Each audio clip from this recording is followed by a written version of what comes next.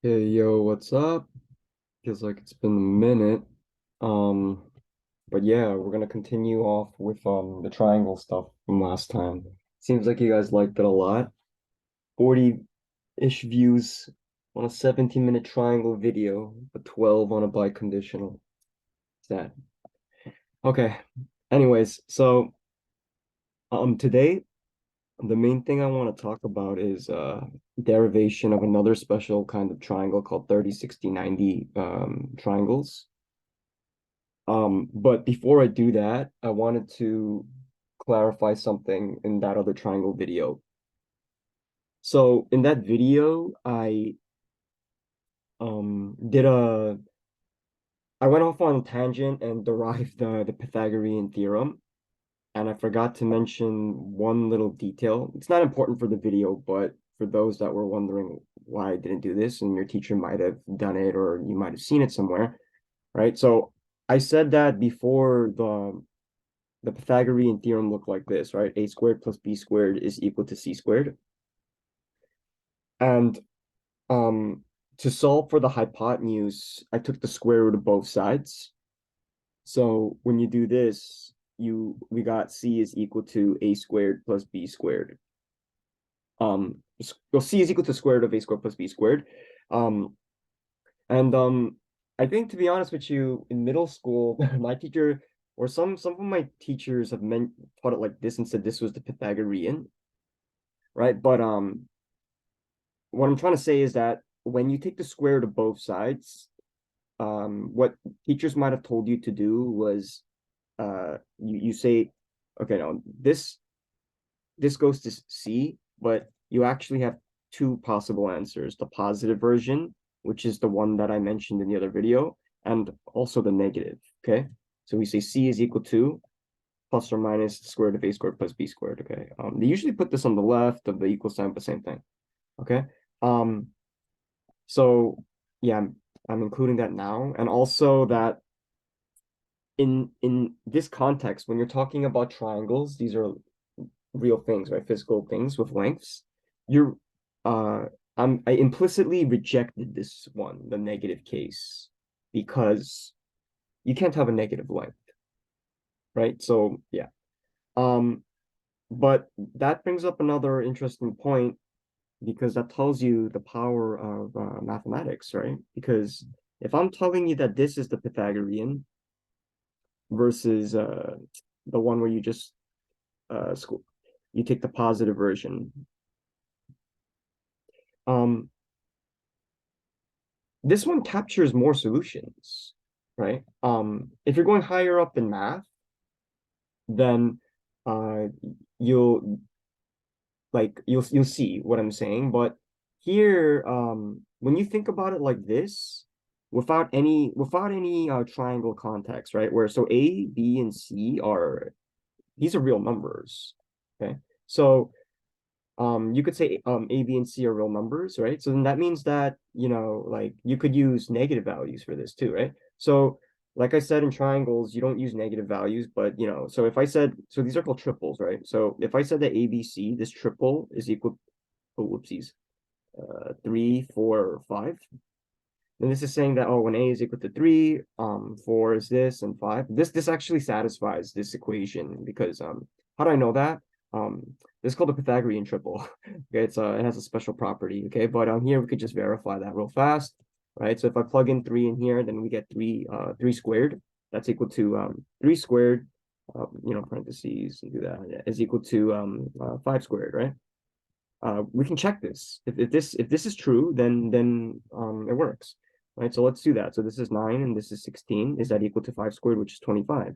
Okay. Well, 9 plus 16 is 25, and 25 is indeed 25, so this works. Okay. But we could also do, I told you, like negative values, right? So for example, let's say if I tweak this, right, a little bit, and I say like -3 and -4, okay? And then even like -5. Okay. So if I mean, so then that means that A is now -3, so I should put that here. Okay, and then B is -3 as well, and C, I kept that at 5, but you can also try this with negative, right? Then this also satisfies it. Okay, so you have like more solutions. And you should think why. Okay, if you don't understand this why, then I think it's has to do with negative numbers, right? And PEMDAS, use PEMDAS. Okay.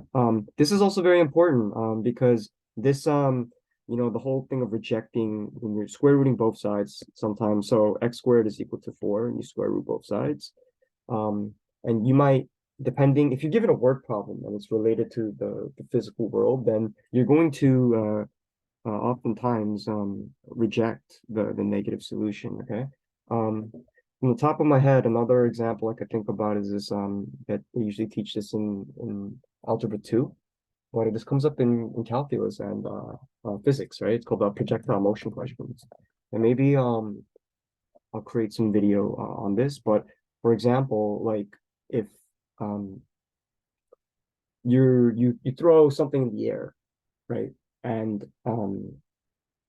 you throw something in the air and you want to see at what times that that projectile, that thing that you flung, reaches a certain height or time.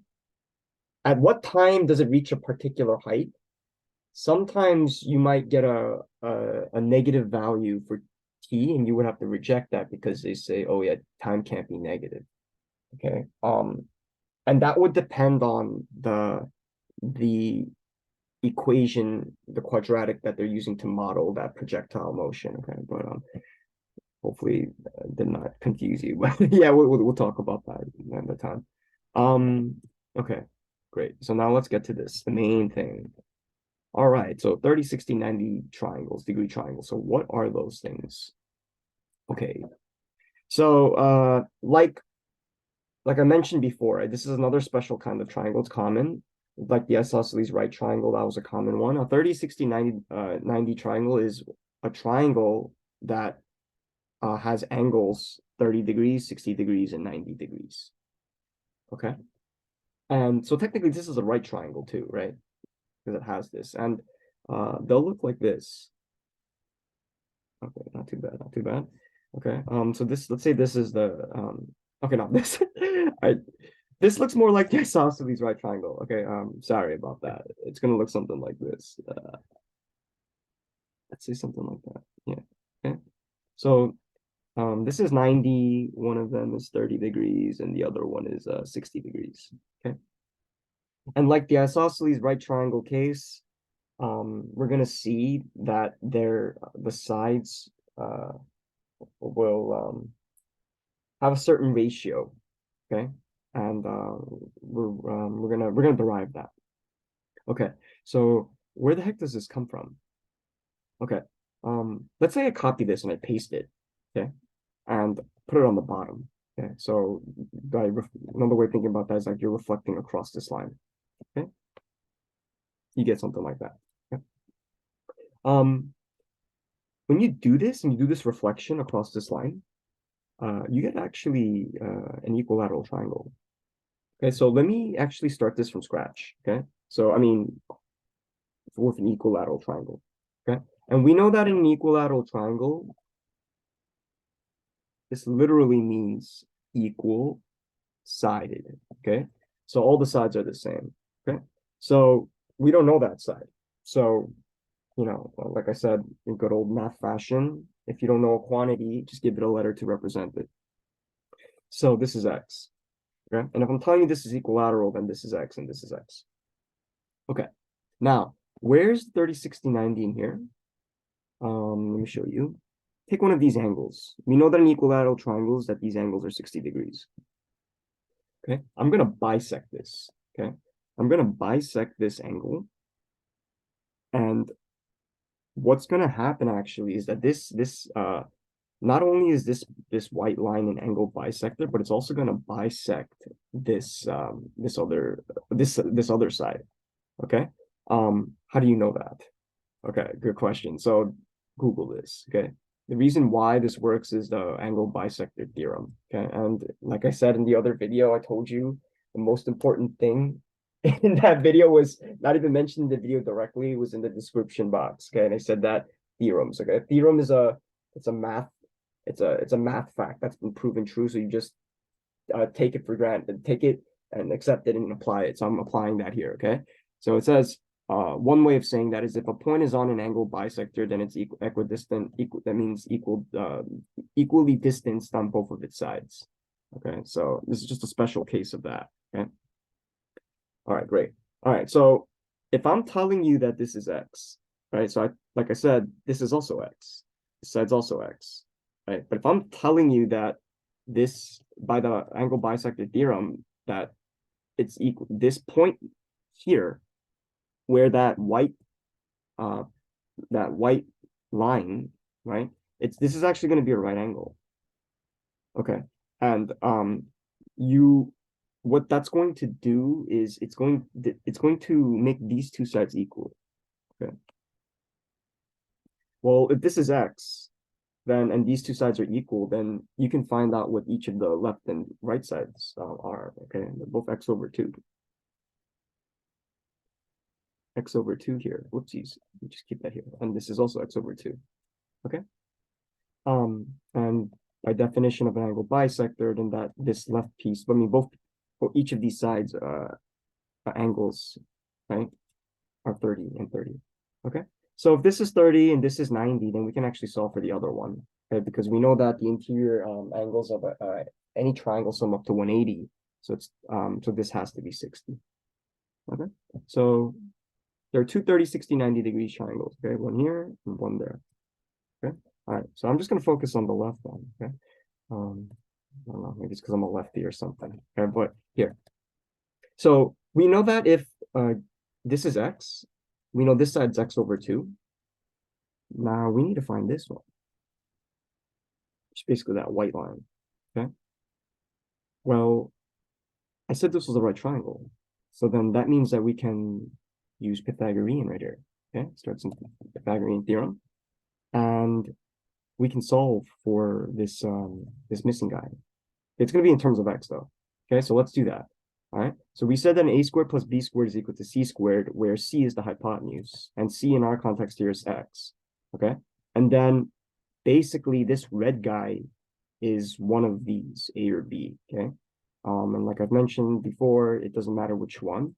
Okay. So let me just call this b, okay, for now. Okay.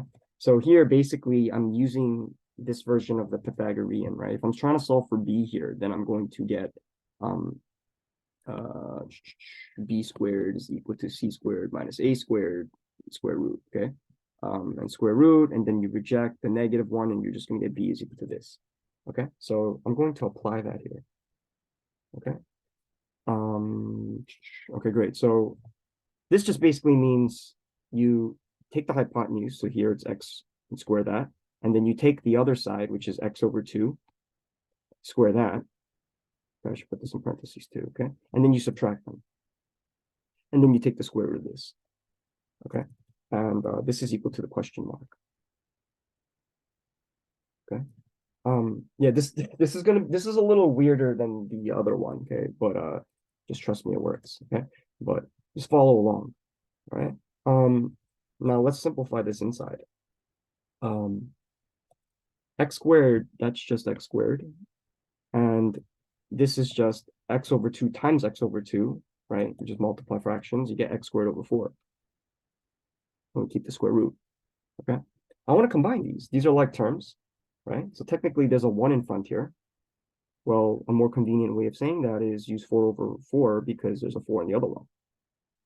Well, you have 4x squared over 4, and then you have minus 1x squared over 4. So this is equal to question mark. I'm not going to write that again. Okay, so if you simplify this, you're just going to get 3x squared over 4. And you're taking the square root. Okay. Let me actually try to be a little bit more consistent with these damn code. Okay, so this, okay, is equal to the question mark. I want to see if we can simplify this more. Okay, so here's another thing that we can do. Well, this is like saying 3x squared over square root of 4. Okay? And I should write that. Okay, and how do I know that? This is just another property of radicals. Okay, when you're taking the radical of a quotient, then that's equal to the quotient of the radicals of the numerator and denominator. Okay. So take my word for that. Okay. So here, why did I do that? Well, if you do that, you can see you can simplify the bottom because the bottom's a perfect square. So square root of 4, that's just 2.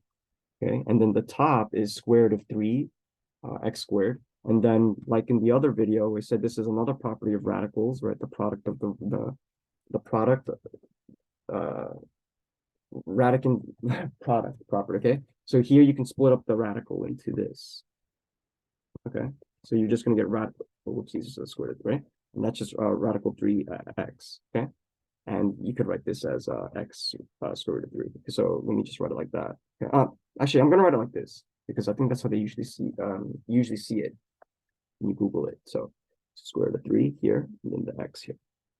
Okay, great. It's a lot of work for that. Okay, so in summary, what the heck does that say? Sorry, my computer's acting weird again. Keyboard's acting weird. Maybe I don't need it. Oh, no, it came back. Okay, so here, that's just saying that the question mark is equal to this value, this expression, square root of 3 over 2 times x. So let me go and put that back. Okay, so this is equal to square root of 3 over 2 times x. Okay, now if you just focus on the left, we have this.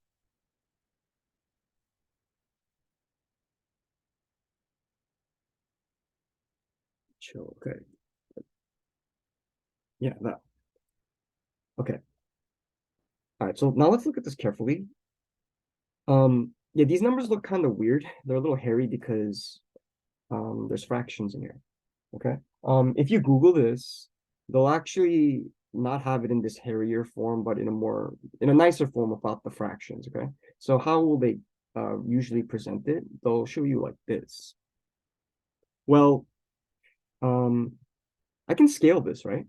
I can scale this triangle by doubling all of its sides. So let me just multiply each side by 2. Okay. Then you're going to get a bigger triangle, but the concept is still the same. Okay, so what you're going to get is that the hypotenuse, okay, it's technically supposed to be double the size, right? But yeah, not drawn to scale. Okay, so it's going to be 2x x and root 3 over 2 x. Okay, and that's the right angle. Okay, 30 is here, and 60 is here. Okay, so this is how it would usually look like. Okay. But it's the same thing.